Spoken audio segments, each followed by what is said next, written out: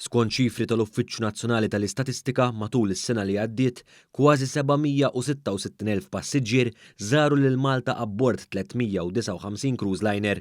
Din kienet tfisser ukoll żieda ta' kważi 133,000 passiġġier jew 21% aktar fuq l-2018.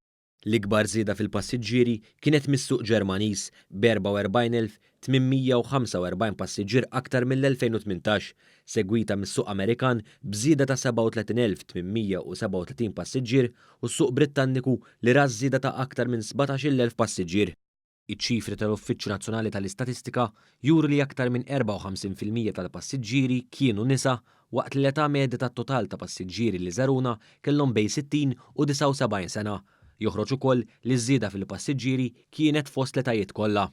L-istatistika tal-Uffiċċju Nazzjonali tal-Istatistika turu wkoll li fl-aħħar 3 xhur tas-sena li għaddiet ġew Malta total ta' 166,859 passiġġier, tnaqqis ta' 12.7% meta mqabbel mal-istess 3 xhur tal-2018. Mill-passiġġieri fuq il-cruise liners aktar minn 5,700 minnhom raqdu mill-inqas lejl f'pajjiżna u kien hemm aktar minn 150 li żaru wkoll lill-Gżira Awċija. Miċ-ċifri tal-Uffiċċju Nazzjonali tal-Istatistika joħroġ ukoll li matul is-sena li għaddiet waslu f'Malta 359 cruise liner, 49 aktar mill-2018.